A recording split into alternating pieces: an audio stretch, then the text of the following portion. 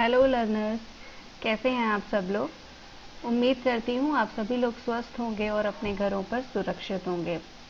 मूल्यांकन की संकल्पना को समझने का ये छठा वीडियो है।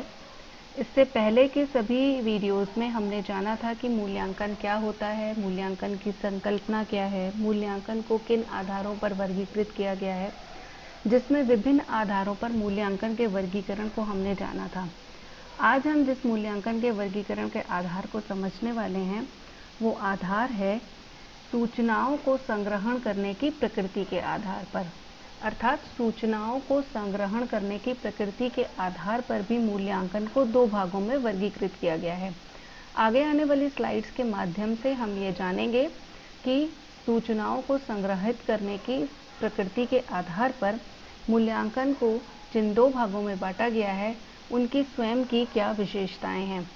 विद्यार्थियों, ये बहुत ही इम्पोर्टेंट संकल्पना है और बहुत ही छोटे से वीडियो में मैंने इसको समझाने का प्रयास किया गया है।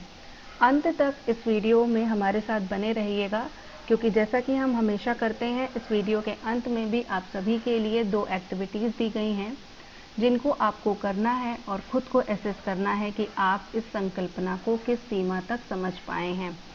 अभी तक अगर आपने हमारे चैनल को सब्सक्राइब नहीं किया है तो प्लीज़ आप हमारे चैनल को सब्सक्राइब करिए ताकि आगे आने वाले वीडियोस की जानकारी आपको समयानुसार मिलती रहे।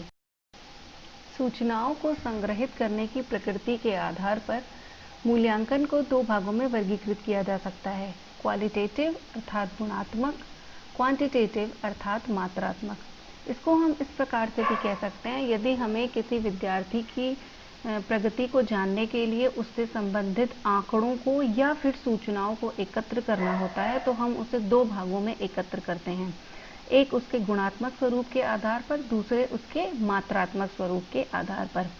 आगे आने वाली स्लाइड्स में हम जानेंगे कि जो सूचनाएं हमें गुणात्मक या मात्रात्मक रूप में प्राप्त होती हैं उनकी स्वयं की क्या विशेषताएं होती हैं। गुणात्मक प्रकृति के आधार पर हमें जो सूचनाएं प्राप्त होती हैं उसकी पहली विशेषता ये होती है कि उसके सारे सूचक व्याख्यात्मक रूप में होते हैं, अर्थात डिस्क्रिप्टिव प्रकार के होते हैं। इसके साथ ही साथ गुणात्मक रूप से प्राप्त होने वाली सूचना की यह विशेषता होती है कि ये छात्रों की दक्षता तथा कुशलताओं को विशिष्ट रूप से प्रदर्शित करते हैं। अधिकतर छोटे क्लासेस में, लोअर क्लासेस कहने का मतलब यहाँ पर है कि प्राइमरी क्लासेस में अधिकतर हम देखते हैं कि छात्रों की प्रगति के संबंधी जो भी सूचनाएं पेरेंट्स को दी जाती हैं रिपोर्ट कार्ड के माध्यम से, वो सामान्यतः क्वालिटेटिव अर्थात गुणात्मक रूप में होती हैं।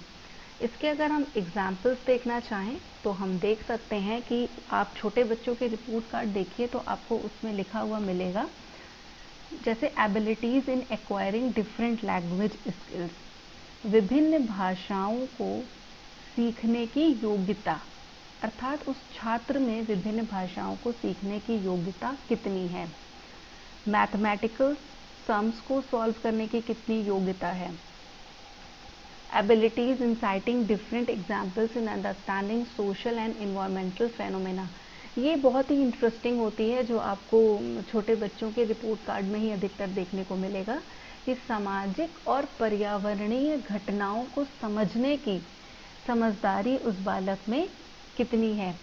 इसके साथ ही साथ अगर आप छोटे बच्चों के रिपोर्ट कार्ड्स देखेंगे, क्योंकि आजकल तो निजी संस्थानों ने अपने रिपोर्ट कार्ड को भी बहुत प्रोफेशनल कर दिया है, तो आप उसमें देखेंगे कि छात्र में दूसरे छात्रों के साथ मिल बांट कर टिफ़िन करने की कितनी कैपेसिटी है या कितनी योग्यता है, क्या वो आप स्टूडेंट दूसरे विद्यार्थियों के साथ मिल बैठकर बातें करता है या लड़ाई ही करता रहता है, छात्र कितना डिसिप्लिन्ड है, उसको कलर वगैरह वो कितना अच्छा करता है।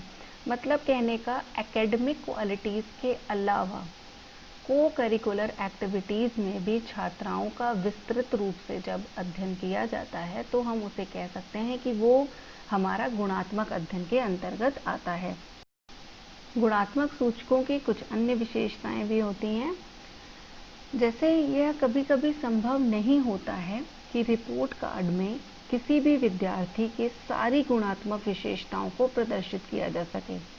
कारण ये है क्योंकि गुणात्मक विशेषताओं को बहुत ही विषयनिष्ठ तरीके से और विस्तृत रूप से वर्णित किया जाना चाहिए, तभी उसका अर्थ समझ में आता है। दूसरी इसकी विशेषता है कि जो भी सूचनाएं गुणात्मक प्रकृति के अनुसार एकत्र की जाती हैं, वो सारी सूचनाएं वैध और विश्वसनीय होती हैं।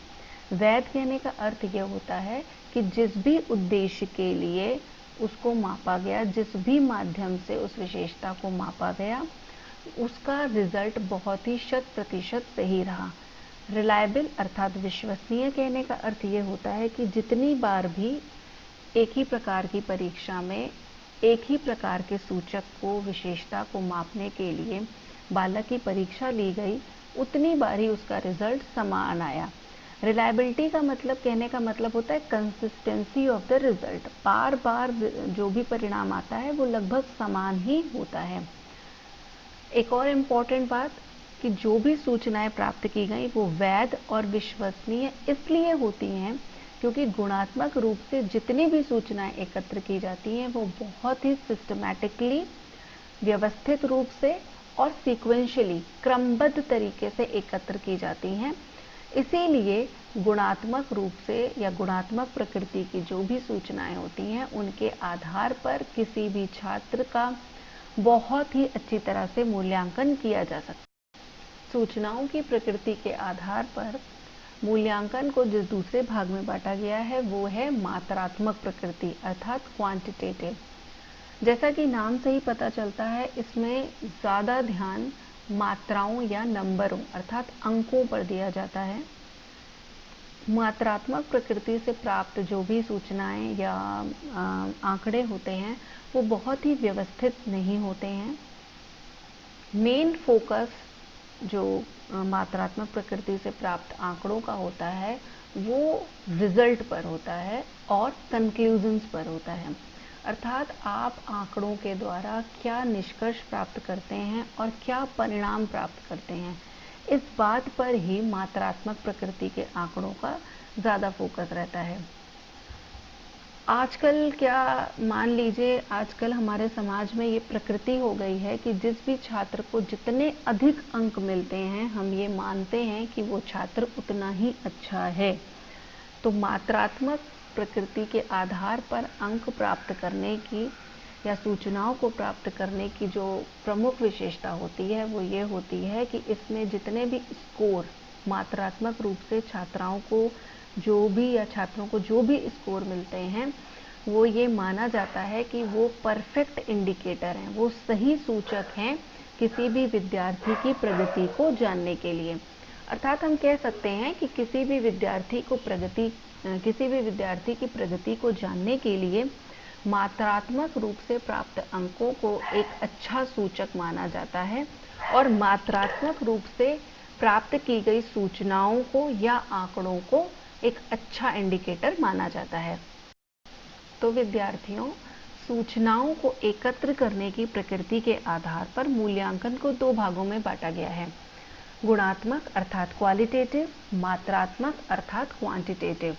मैंने बहुत ही संक्षिप्त शब्दों में पर बहुत ही सघन रूप से आपको इन दोनों ही टर्म्स को समझाने की कोशिश की है।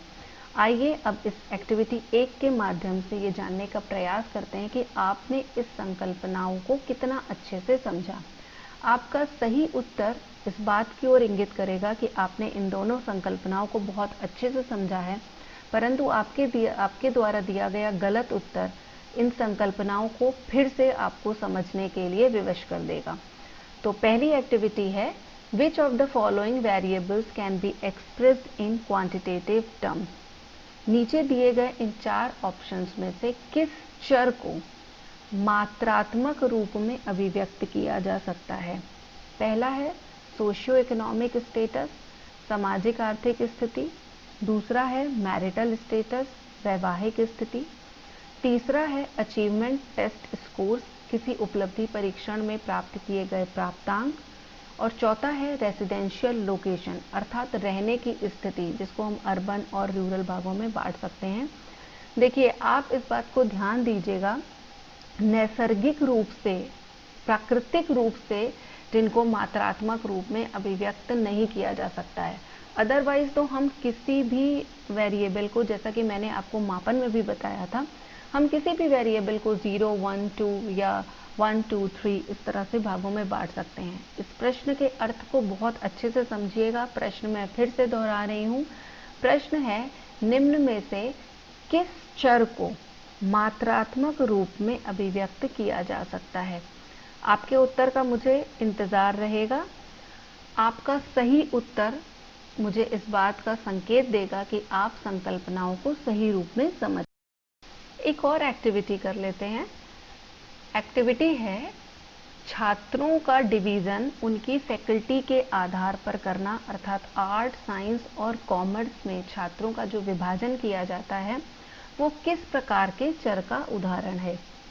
क्वालिटेटिव वेरिएबल, गुणात्मक चर का, क्वांटिटेटिव वेरिएबल, मात्रात्मक चर का, या फिर दोनों का, क्वालिटेटिव भी और क्वांटिटेटिव भी, या फिर इनकी फैकल्टी के आधार पर छात्रों का किया गया विभाजन एक स्टैंडर्ड वेरिएबल का उदाहरण है।